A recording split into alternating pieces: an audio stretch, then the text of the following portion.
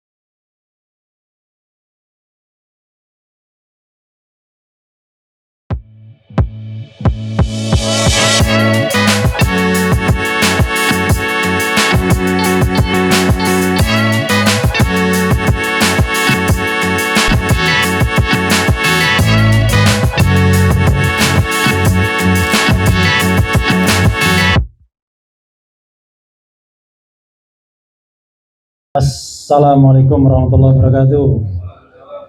Keren jadas. Pelan-pelan aja. Jadi ibu-ibu dan bapak sekalian, terima kasih ya. Soal penundaan pemilu dan 3 periode ini, saya malah tidak hanya komentar, tapi juga menciptakan lagu, ya kan? Dan itu lagunya itu kalau nggak salah Januari tahun 2022. Termasuk Bang Jumhur saya minta menyanyi. Yang nyanyi itu 14. Dari 14 orang itu 3 penyanyi, 11 penipu. Penipu itu penyanyi tidak mampu. Jadi Bang Jumhur saya minta nyanyi juga, tapi dia nggak mau. Alasannya katanya nanti memberikan legitimasi untuk presiden sampai 2024. Dia maunya sebelum 2024 sudah diganti. Luar biasa, keren jadas ya. Padahal saya mainnya di konstitusi terus ya, 2024 pergantian. Makanya lagunya ini, yang belum pernah dengar ya, yang sudah dengar, ntar. Mudah-mudahan bisa. Oke.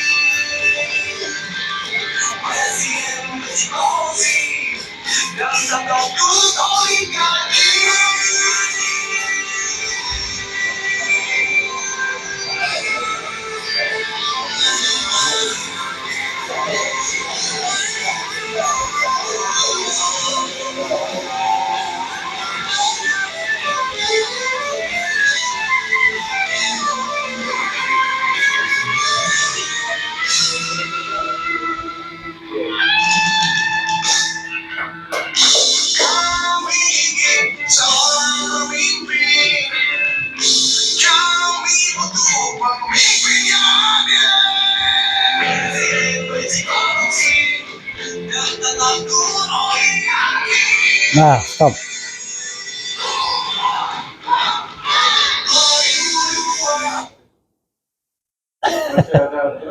Oh, kenapa?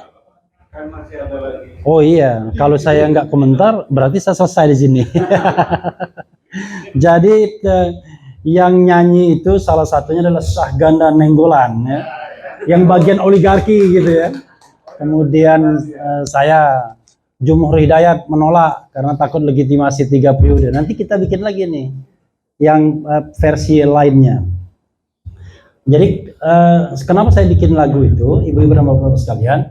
Memang sengaja karena isu mengenai perpanjangan masa jabatan itu dan 3 periode itu kan sudah muncul di 2021 sebenarnya. Jadi saya pernah berdebat sama Kodari dan bikin semacam acara, dan memang ide itu sudah dilontarkan Kodari dengan Jokpro itu, Jokowi Prabowo. Jadi udah muncul.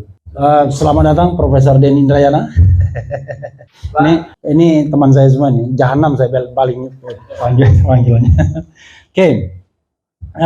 Saya mau bicara 5 hal ya, tidak sepanjang Ferry tadi. Oh, panjang sekali, setengah jam lebih dia ngomong. 1, mengenai perpanjangan masa jabatan, ya, kemudian penundaan pemilu. Yang kedua, saya mau bicara tentang kepala daerah dan threshold. Nah, korbannya 1 nih, sudah ada nih ya. Kemudian soal KUHP tadi yang disinggung, soal penghinaan terhadap kepala negara, presiden. Kemudian presidensial threshold dan sikap presiden, dan isu kembali ke Undang-Undang Dasar 45. Ini menarik ya. Jadi kalau soal perpanjangan masa jabatan, saya mau nambahin saja, gini. Kita harus sepakat bahwa kalau misalnya di tengah jalan orang nggak bisa mengubah periode. Kalaupun misalnya dipaksakan mengubah periode seperti kepala desa itu, maka berlakukanlah itu untuk the next election, the next selection. Jadi tidak ada yang namanya conflict of interest. Karena kalau dia berlaku untuk saat ini, maka orang punya kepentingan. Nah, maka dalam pengertian itu saya ingin mendesakkan tafsir, ya. Kalau Anda mau mengubah masa jabatan Presiden Jokowi, maka itu tidak berlaku untuk 2 orang, yaitu Presiden Jokowi dan SBY. Karena mereka sudah completed 2 periode under konstitusi yang lama. Nah, kita desakkan saja yang itu. Kalau itu didesakkan, berhenti barangkali dia berpikir untuk 3 periode. Tapi kalau dia masih berpikir dia masih bisa ikut dalam kontestasi untuk periode ketiga, maka akan senantiasa diupayakan. Salah satu pengupayakannya adalah, saya taat konstitusi. Jadi kalau konstitusinya berubah, ya taat juga saya. Kira-kira gitu. Padahal itu akal-akalannya, karena kita tahu bahwa pembatasan berapa kali periode itu adalah mahkota dari reformasi kita. Bahkan sebelum perubahan konstitusi tahun 1999, itu sudah ada yang namanya TAP MPR tahun 98 yang membatasi berapa kali seorang bisa dipilih sebagai presiden. Itu 1. Dan kalau soal penundaan pemilu, saya melengkapi Ferry tadi, ya. Yang namanya pemilu itu adalah kewajiban konstitusional, constitutional obligation dari kekuasaan. Karena itu dikatakan bahwa pemilu itu dilaksanakan sekali dalam 5 tahun. Jadi untuk memilih anggota DPR, anggota DPD, presiden dan wakil presiden, serta anggota DPRD. Jadi kita nggak bisa dikotomikan antara biaya pemilu yang mungkin ratusan triliun dengan ngasih makan rakyat dalam konteks mencapai tujuan bernegara, kesejahteraan misalnya, dan agenda-agenda lainnya. Karena itu 2 hal yang sama-sama namanya constitutional obligation. Jadi kewajiban konstitusional. Kasih makan rakyat kewajiban konstitusional, bahkan tujuan bernegara untuk mensejahterakan. Tapi menyelenggarakan pemilu sekali dari 5 tahun adalah kewajiban konstitusional juga. Nah, yang tidak kewajiban konstitusional itu adalah pindah negara. Ya. Pindah ibu kota. Pindah ibu kota itu bukan constitutional obligation, karena itu barang yang bisa ditunda kapanpun. Tapi pemilu nggak bisa ditunda. Kecuali force major, itu pun kita nggak bicara penundaan pemilu, tapi pemilu susulan dan pemilu lanjutan yang tadi dijelaskan. Itu 1 ya, biar cepat. Kemudian mengenai pemilihan kepala daerah tadi yang disinggung Fajrul ya. Kemudian soal kepala daerah, saya setuju yang namanya harusnya kepala daerah itu kalau dia bicara penjabat itu paling lama 6 bulan saja. Kalau saya mengatakan as soon as possible. Jadi 3 bulan harusnya ya sudah cukup. Tapi di kok penjabat ada posibilitas untuk 2 tahun, itu bahkan 2 tahun setengah. Nanti orang bilang, kan nanti itu Itu ditinjau 1 tahun. Loh itu kan teorinya ditinjau, tapi dia juga bisa menjabat terus juga bisa. Nah karena itu saya kemarin sudah ngomong berapa kali dalam dalam YouTube saya, kalau misalnya kita mau menuju pilkada serentak tahun 2024, entah itu November atau Desember, maka kenapa nggak pilih aja melalui DPRD untuk sementara waktu. Jadi untuk pengisian yang ini, sehingga memenuhi yang namanya ketentuan pasal 18 ayat 4, bahwa yang namanya gubernur, bupati, wali kota dipilih secara demokratis. Itu bisa direct dan indirect. Nah, cuma usul saya adalah itu tidak dihitung periodenya untuk 2 periode itu. Jadi kita judicial review aja bisa, atau desak untuk mengeluarkan perpu agar kemudian ada demokratisasi kepala daerah, karena kan masih ada waktunya sesungguhnya. Jadi itu usulan saya. Jadi nanti mereka tidak direct election, tetapi mereka dipilih oleh DPRD untuk memenuhi kaidah dipilih secara demokratis. Oke lah, orang bilang nanti ada money politics dan lain sebagainya. Itu kita tidak boleh kemudian menghilangkan prinsip konstitusi berdemokrasinya karena kita takut money politics. Itu nanti kita awasi harusnya. Tapi sekarang ini coba bayangkan, 2 tahun, 3 tahun itu yang namanya penjabat itu enak betul. Jadi unelected official yang tidak punya legitimacy, ya kan? Itu tiba-tiba bisa obrak-abrik tuh kayak Heru. Bukan Heru Widodo, tapi Heru yang Heru Budi. Kan nggak ada, dia nggak memiliki legitimasi apapun, tapi kok dia bisa ngobrak-ngabrik karya orang yang elected, ya, elected official. Bukan karena soal pro dan tidaknya Anies, tetapi dia itu unelected official. Harusnya dia punya kekuasaan yang terbatas, hanya mengikuti administrasi pemerintahan agar berjalan. Ini enggak, dia bisa obrak-abrik semuanya. Bahkan seperti memberikan cek kosong kepada Heru untuk bisa persuade menyogok anggota-anggota DPRD dengan fasilitas dan lain sebagainya. Itu kan nggak benar menurut saya. Oke, itu yang kedua. Nah, untuk pilkada ini, saya setuju juga untuk kita segera hilangkan threshold juga. Penyakit threshold itu jelas threshold itu menjadikan partai politik menyediakan dirinya sebagai political vehicles. Ya mungkin ada 1-2 contoh yang nggak bayar, tapi mostly pasti bayar, ya kan? Nah, karena itu menurut saya paket threshold pun harus dihilangkan. Kita usulkan, namanya ngusul kan,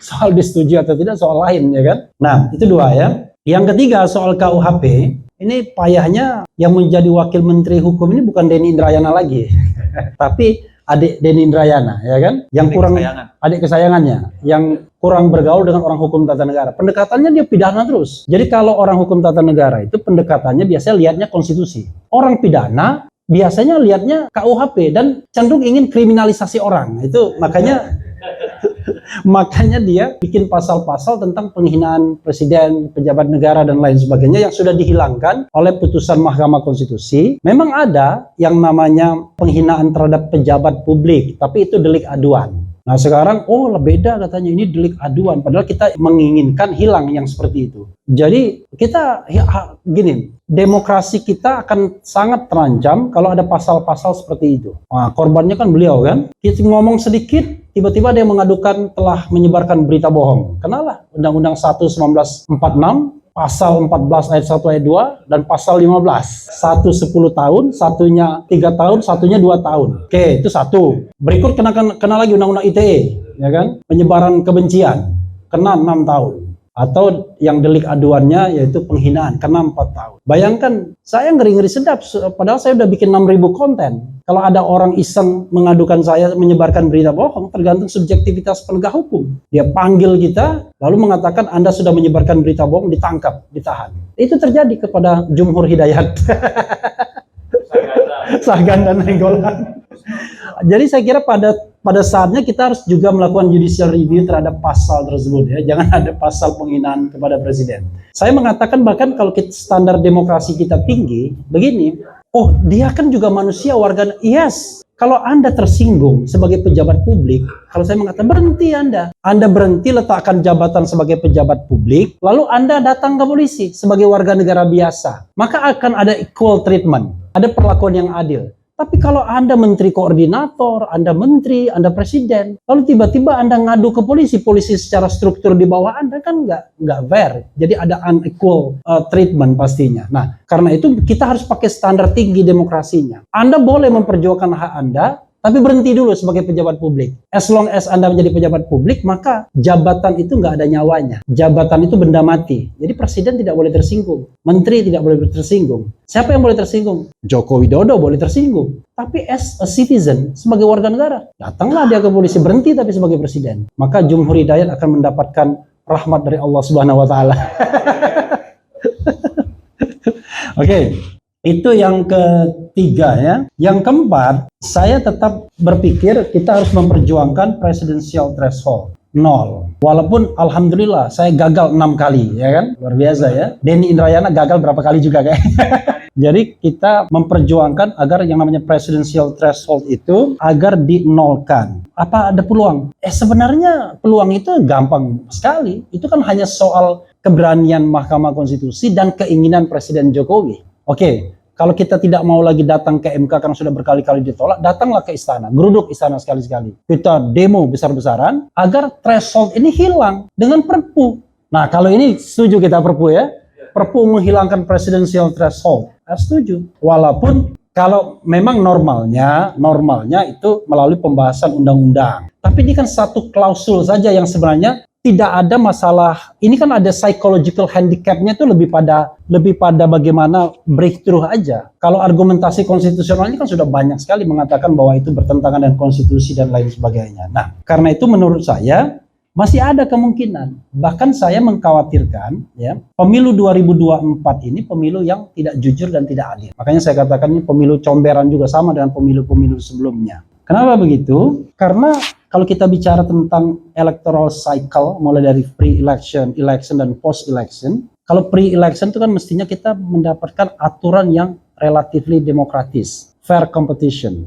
Ini aturannya saja itu sudah nggak fair, ya kan? Pemilihan pejabat publiknya juga nggak fair, dan kemudian ada masalah sekarang. Nah, salah satunya adalah penerapan presidential threshold yang jelas-jelas nggak benar. Saya mengatakan politik kita sontoloyo di dalam YouTube saya. Kenapa begitu? Coba bayangkan, pendaftaran capres dan cawapres ini tinggal 8 bulan lagi. Kira-kira nanti bulan Oktober atau September. Tapi kita disuruh tebak-tebakan siapa yang akan menjadi calon presiden. Kacau saya bilang. Kita memilih calon presiden aja tebak-tebakan. Wah, ini Anies kira-kira bisa nyalon nggak? Kalau Anies bisa nyalon sama siapa nanti? Kalau tidak sama AHY nanti dia gagal koalisi perubahan. Maka siapa lagi? Prabowo sama Caimin nggak? Kalau dia nggak Caimin nanti gagal. Susah sekali ya mau menjadi calon presiden. Saya diingatkan teman saya di Amerika Serikat, waktu the last election itu 1212 calon presidennya. Jadi orang yang punya intention untuk menjadi calon presiden, dia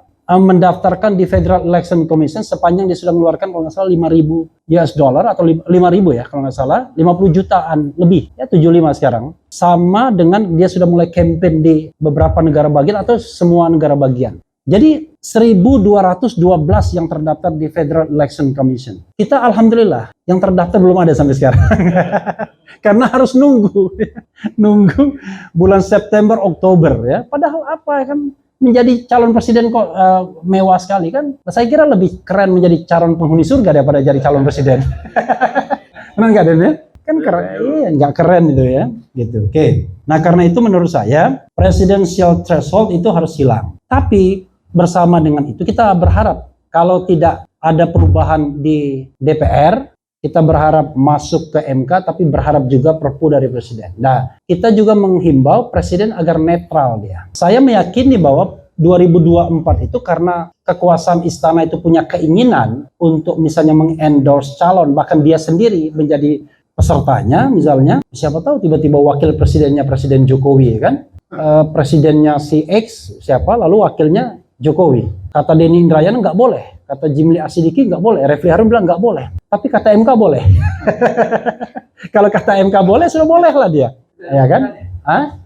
Belum ada putusannya. Kan gampang kan, tinggal semalam aja bisa ada putusannya. Nah, jadi karena itu kita minta bahwa Presiden Jokowi harus netral. Bukan independen, netral. Netral itu tidak berpihak. Nah, tidak berpihak itu dengan harapan ada turunannya nanti. Saya meyakini bahwa yang namanya pemilihan kita, termasuk pemilihan presiden itu penuh dengan yang namanya satu, menggerakkan state apparatus. baik sipil maupun militer. Yang kedua, menggunakan yang namanya state financial resources. Yang namanya resource uang negara itu udah dipakai, ya kan? Yang kedua, state facilities, penggunaan fasilitas publik. Dulu BUMN itu hadir untuk negeri. Begitu Pak Jokowi nomor 1, satukan negeri. Tagline-nya berubah dia. Nah, karena itu kita minta Presiden Jokowi harus netral dalam 2024 nanti election. Oke, nah yang terakhir, isu kembali kepada Undang-Undang Dasar 1945 ini adalah isu yang perlu dicermati. Kalau di society ini ada 3. 1, senang dengan konstitusi sekarang, karena itu tidak usah berubah. Dan biasanya itu orang-orang yang terlibat dalam perubahan konstitusi. Jadi periode 1999-2002. Yang kedua adalah biasanya orang-orang hukum tata negara yang melihat ini ada hal yang harus kita perbaiki, perlu kita sempurnakan. Karena itu kita berharap ada perubahan lanjutan. Namanya perubahan kelima kah, atau kemudian sama sekali naskah yang baru walaupun berasal ingredientnya dari apa yang sudah kita sepakati.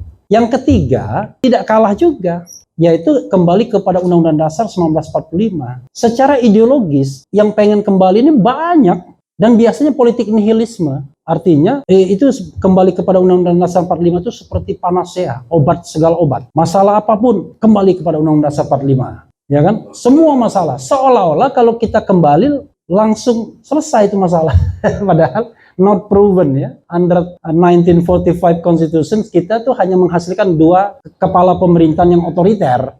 1 Orde Lama Bung Karno 1959-1966. Dan kedua adalah otoritarianisme Soeharto 1966-1998. Jadi not proven juga dari perspektif sejarah, tapi mereka meyakini dan banyak pendukungnya. Bahkan orang-orang baik pun pendukungnya juga banyak. Cuma kalau saya ingin mengatakan, seandainya ya itu kita ingin berdebat soal seperti itu, jangan sekarang. Takutnya nanti ada free riders, penunggang gelap. Bayangkan, dekret kembali kepada Undang-Undang Dasar 45, tidak ada presidential election, tidak ada pembatasan masa jabatan, tidak hanya 3 periode, tapi berperiode-periode juga bisa. Karena itu menurut saya, kita harus stop kalau ada ide mau kembali kepada Undang-Undang Dasar 45, kecuali kita debatkan setelah pemilu 2024 nanti. Nah terakhir, ada isu mengenai proporsional tertutup dan proporsional terbuka. Nah itu kalau sikap saya, kita kalau sudah jalan begini, nggak boleh mengubah aturan permainan. Jadi nanti kalau ada perdebatan, apakah kita akan memilih proporsional terbuka, proporsional tertutup, atau mix system, itu sedapat mungkin juga setelah election, setelah 2024 ini. Jadi biar fair, ya kan? Karena kalau sekarang yang terjadi, itu akan banyak kepentingan. Begitu saya bicara tentang proporsional terbuka dan tertutup, datanglah Mas Hinton dari PDIP. Mana Mas Hinton? Jadi itu sikap saya ya. Jadi pembicaraan mengenai kembali kepada Undang-Undang Dasar 45, pembicaraan mengenai perubahan sistem pemilu kita lakukan pasca 2024 nanti. Itu saja. Wassalamualaikum warahmatullahi wabarakatuh. Keren, Jadas.